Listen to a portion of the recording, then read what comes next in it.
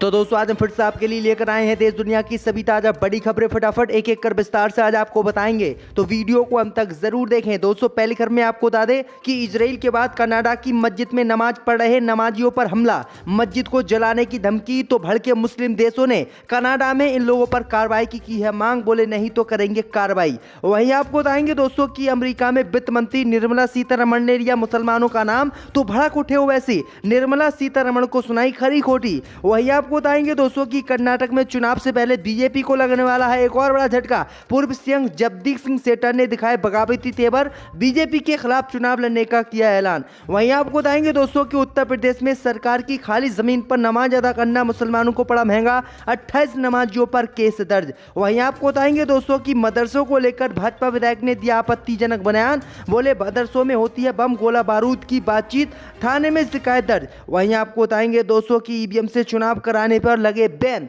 सपा सांसद ने की है मांग, बोले ईवीएम सेट करके भाजपा जीत लेती है चुनाव। वहीं आपको बताएंगे दोस्तों कि मुसलमानों को लेकर बाबा रामदेव ने फिर से दिया विवादित बयान, बोले माने या ना माने देश के मुसलमान हमारे पूर्वज के हैं संतान। तो दोस्तों सभी खबरों को आपको एक एक कर बताने वाले हैं, वीडियो को लाइक कर चैनल को सब्सक्राइब कर दें और हमें कॉमेंट करके बताएं कि आपके जिले किस राज्य से हमारी खबरों को देख रहे हैं। इसी बीच पर तो दोस्तों अगली खबर की ओर, तो अमेरिका के बाद अब कनाडा में रमजान में नमाजियों पर हमला, मस्जिद को जलाने की धमकी, मुस्लिम देशों के नेता भड़के कनाडा से कार्रवाई की है मांग। दोस्तों आपको बता दें कि अमेरिका, इजराइल और भारत के बाद अब कनाडा में नमाजियों पर मस्जिद में हमला हुआ है। वहीं आपको बता दें कि नमाजियों पर मस्जिद में हमले के साथ साथ मस्जिद को जलाने की धमकी दी गई है और पैगंबर मोहम्मद साहब के खिलाफ भी विवादित टिप्पणी की गई है, जिससे मुस्लिम देशों के नेता भड़क उठे हैं और मुस्लिम देशों के नेताओं ने कनाडा की सरकार से इन लोगों के खिलाफ कार्रवाई की मांग की है। वहीं मुस्लिम नेताओं ने इस हमले को इस्लामाफोबिया बताया है और कहा है कि इस घटना से कनाडा के मुसलमानों में डर भरा है। दरअसल आपको बता दें कि यह घटना कनाडा के टोरंटो शहर की है। वहीं आपको बता दें कि टोरंटो शहर की एक मस्जिद में एक व्यक्ति कार लेकर घुस गया था। इसने एक नमाजी पर कार चढ़ाने की कोशिश की। वहीं आपको बता दें कि उसने मस्जिद में लोगों को धमकी दी और पैगंबर मोहम्मद साहब के खिलाफ अपशब्द कहे। इससे पहले भी पार्किंग में खतरनाक तरीके से गाड़ी चलाने के आरोप इस व्यक्ति पर लग चुके हैं। तो ये बड़ी अपडेट आई दोस्तों कि रमजान में किस तरह से मुसलमानों पर जुल्म लगभग सभी देशों में हो रहा है। इसी बीच पर तो दोस्तों अगली खबर की ओर, तो अमेरिका में वित्त मंत्री निर्मला सीतारमण ने लिया मुसलमानों का नाम, तो भड़क उठे ओवैसी। निर्मला सीतारमण को सुनाई खरी खोटी। दोस्तों आपको बता दें कि केंद्रीय वित्त मंत्री निर्मला सीतारमण इस समय अमेरिका के दौरे पर हैं। इस दौरान एक कार्यक्रम को संबोधित करते हुए उनसे जब भारत में मुसलमानों की स्थिति को लेकर सवाल किया गया, जिसके जवाब में सीतारमण ने कहा कि भारत में मुसलमानों की स्थिति पाकिस्तान के मुसलमानों की तुलना में बेहतर है। अगर भारत में मुसलमानों की स्थिति बेहतर नहीं होती तो देश में उनकी आबादी नहीं बढ़ती।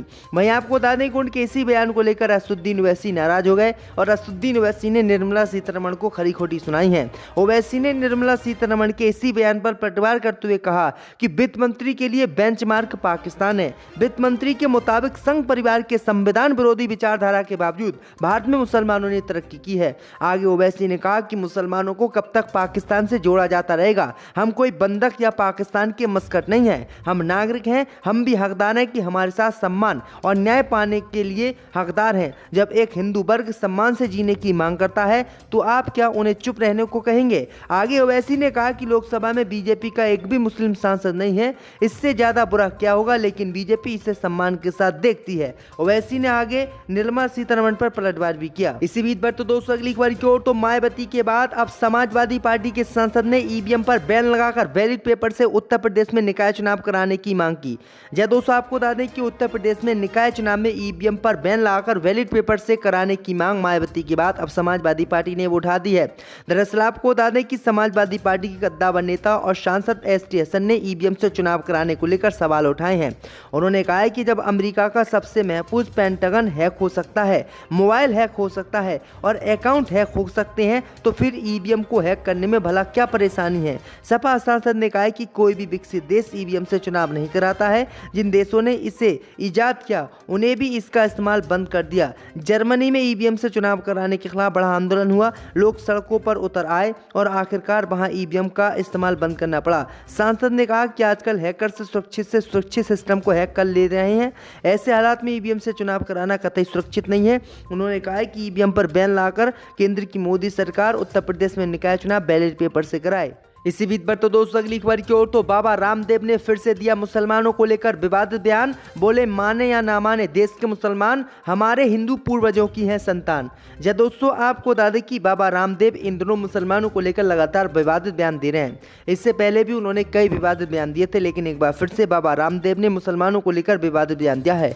रामदेव ने कहा है कि मुस्लिम भाई माने या ना माने, हम तो मुसलमानों को अपने पूर्वजों की औलाद मानते हैं। वक्त के साथ उनकी पूजा बदल सकती है, लेकिन पूर्वज कभी अलग नहीं हो सकते। बाबा रामदेव ने ये बात सोमवार को भिंड में कही थी। इस दौरान उन्होंने ये बातें भी कही कि रामदेव ने कहा कि देश में 99% मुस्लिम औरंगजेब के बाद बने। 350 साल पहले मुस्लिम पुरखों और हमारे हिंदू पुरखों एक ही थे। तो ये बड़ी अपडेट आई दोस्तों कि किस तरह से बाबा रामदेव लगातार देश में मुसलमानों को लेकर विवादित बयान दे रहे हैं। इसी बीच पर तो दोस्तों अगली खबर की ओर तो कर्नाटक में विधानसभा चुनाव से पहले भाजपा को लगा एक और बड़ा झटका। पूर्व सीएम जगदीश सिंह शेखर ने दिखाए बगावती तेवर, बीजेपी के हुए खिलाफ। जय दोस्तों आपको बता दें कि कर्नाटक विधानसभा चुनाव से पहले बीजेपी की मुश्किलें कम होने का नाम नहीं ले रही हैं।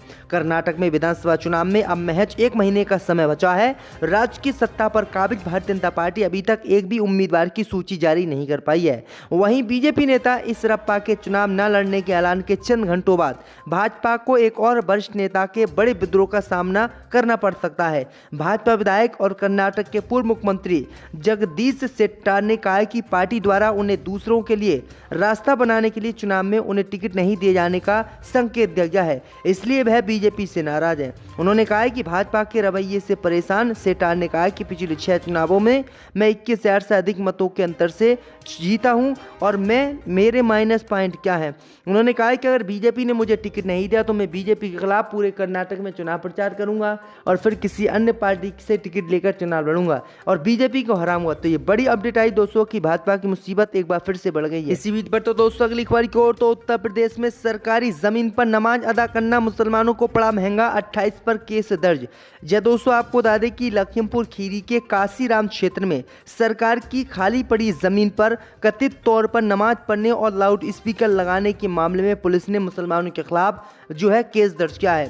दरअसल आपको बता दें कि हिंदूवादी संगठन कहीं पर भी भूमि पूजन कर लेते हैं, कहीं पर भी पूजा कर लेते हैं, किसी भी खालिस्तान में पूजा कर लेते हैं, लेकिन उनके खिलाफ कोई कार्रवाई नहीं होती है। लेकिन रमज़ान के महीने में अगर सरकारी ज़मीन खाली पड़ी हुई थी, अगर उसमें मुसलमानों ने नमाज पढ़ ली, तो किस तरह से उत्तर प्रदेश की योगी सरकार ने 28 नमाजियों पर केस दर्ज किया है और अभी 100 से अधिक लोगों पर दंगा भड़काने सहित आपराधिक अत्याचार करने के मामले में मुकदमा दर्ज किया गया है और इनको अज्ञात बताया गया है। तो ये बड़ी अपडेट आई दोस्तों कि किस तरह से रमजान के महीने में मुसलमानों को लगातार परेशान किया जा रहा है। इसी बीच पर तो दोस्तों अगली खबर की ओर तो सांसदी चली जाने के बाद बीजेपी पर बरसे राहुल गांधी। बोले पता चल गया, सवाल पूछना सही था। जी हां दोस्तों आपको बता दें कि कांग्रेस नेता राहुल गांधी गुजरात कोर्ट में 2019 के आपराधिक मानहानि केस में दोषी पाए गए, जिसके बाद उन्हें लोकसभा से अयोग्य ठहराया गया।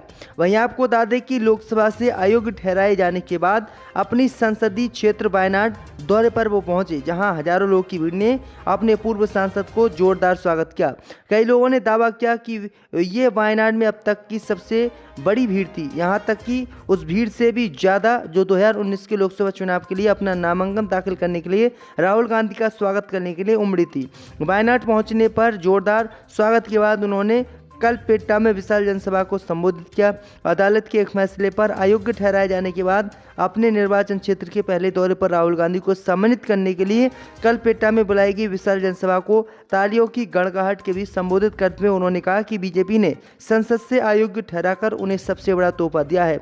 राहुल गांधी ने कहा कि उन्होंने प्रधानमंत्री मोदी से केवल गौतम अडानी के साथ उनके रिश्ते के बारे में पूछा था। उसके बाद संसद में हमें पहली बार ऐसा देखा गया कि हमारी संसद ही छीन ली गई। तो ये बीजेपी की साजिश थी और बीजेपी ने ही ये हमारे साथ किया है। इसी बीच पर तो दोस्तों अगली खबर की ओर तो मदरसों को लेकर भाजपा नेता ने दिया विवादित बयान। बोले मदरसों में होती है बम गोला और बारूद की बातचीत।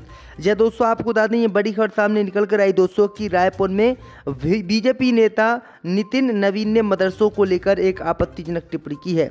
उन्होंने कहा है कि मदरसों में बम गोला बारूद की बात की जाती है, मदरसों में आतंकवाद कैसे बढ़े इसकी शिक्षा दी जाती है। इसी बयान के बाद मदनी सोशल वेलफेयर ग्रुप ने सह प्रभारी नितिन के खिलाफ आपत्ति जताते हुए मौदहपारा थाने में शिकायत दर्ज करवाई है और कार्रवाई की मांग की है। जानकारी के मुताबिक ये बात नितिन ने प्रेस वार्ता के दौरान कही थी। तो ये बड़ी अपडेट आई दोस्तों कि किस तरह से हिजाब के बाद अब मदरसों को निशाना बनाया जा रहा है और ये लोग चाहते हैं कि मदरसों में मुसलमान बच्चे शिक्षा पाकर कहीं देश पर राज ना करने लगे, नौकरियां ना लगे इनकी, इसलिए मुस्लिमों को अनपढ़ ये लोग रखना चाहते हैं और तरह तरह के सवाल अब मदरसों पर उठाए जा रहे हैं, जबकि मदरसों से इन लोगों को कोई लेना देना नहीं है।